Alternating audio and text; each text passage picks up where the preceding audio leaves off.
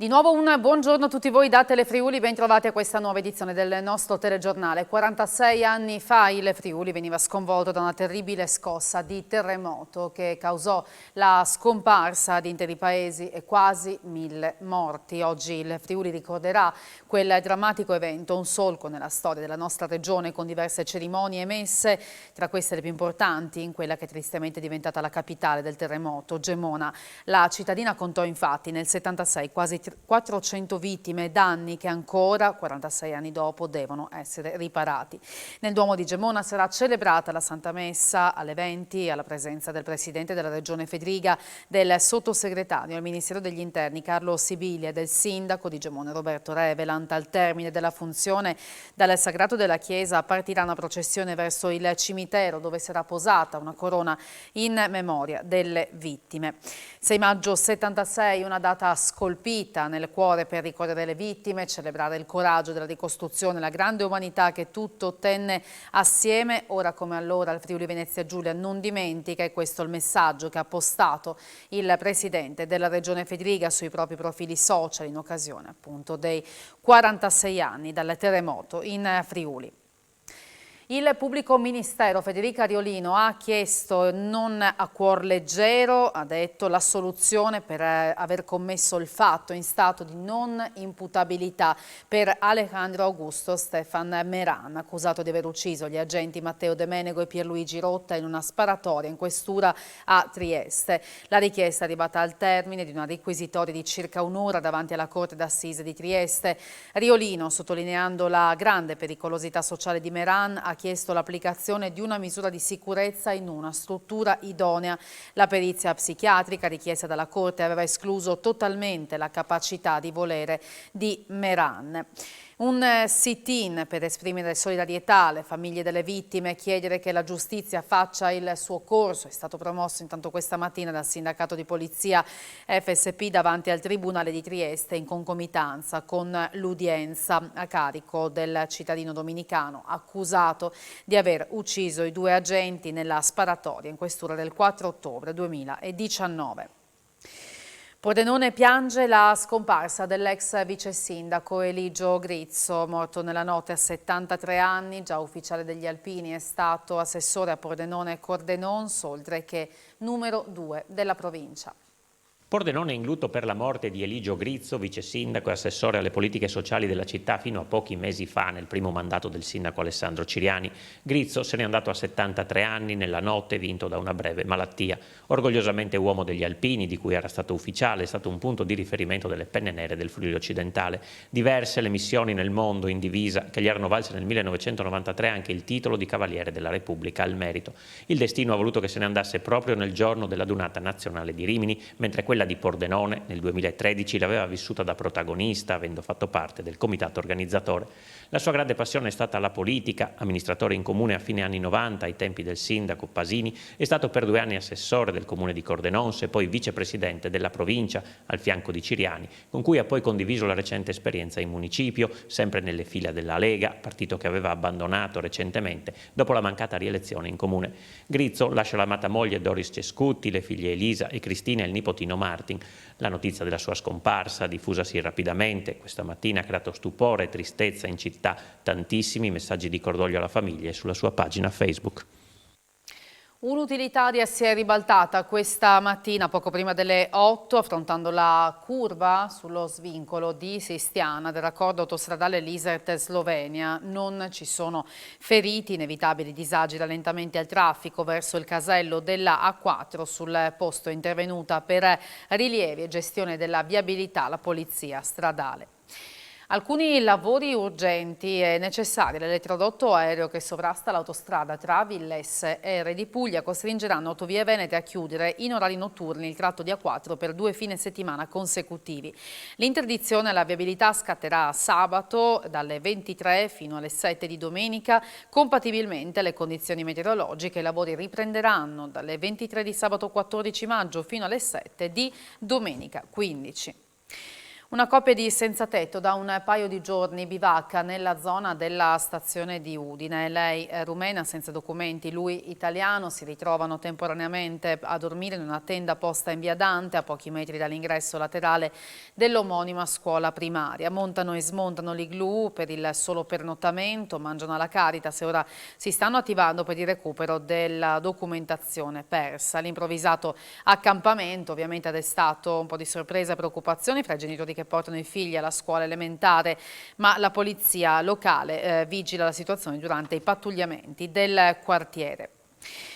È partito in Friuli il primo corso di formazione in Italia rivolto a pediatri e dedicato alla sicurezza su internet.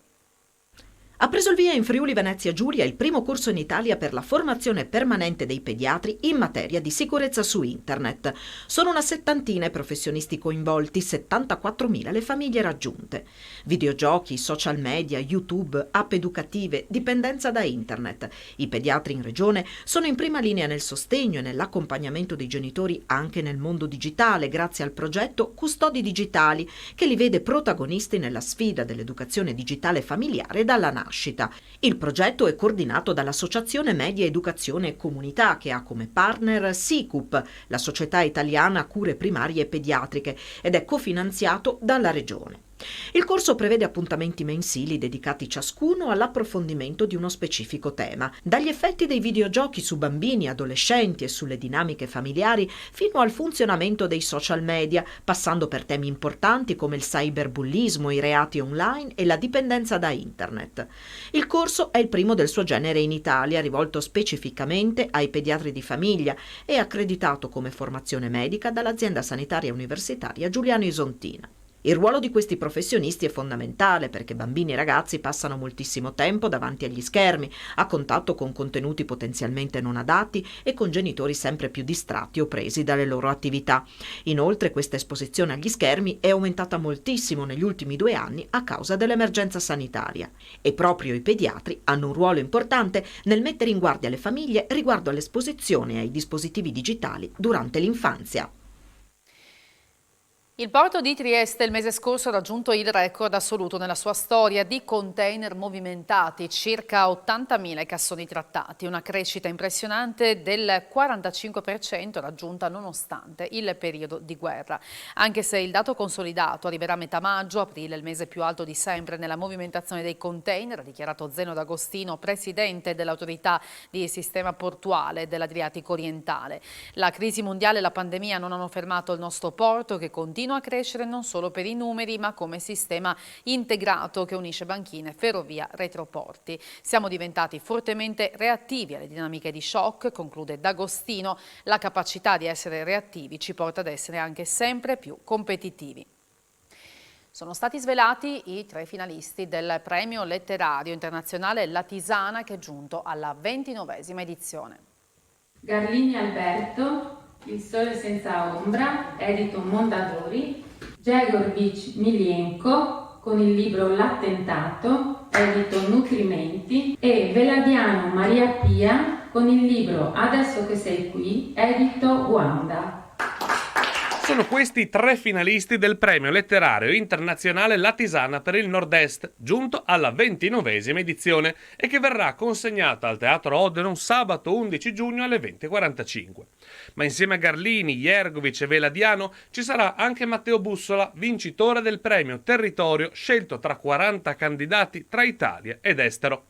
La giuria, presieduta da Cristina Benussi, è formata dall'assessore alla cultura di La Tisana Martina Cicuto, Valentina Berengo, Angelo Floramo, Antonella Sbuels, Pietro Spirito e Luigi Zannini. In finale ci sono 3 storie avvincenti, emozionanti, oscure e a tratti comiche, ha commentato Cristina Benussi, mentre il romanzo di Bussola è ambientato in una stazione, archetipo per eccellenza dell'incontro e dell'intrecciarsi di vite e storie. È un compendio dei possibili itinerari individuali che l'uomo contemporaneo può scegliere.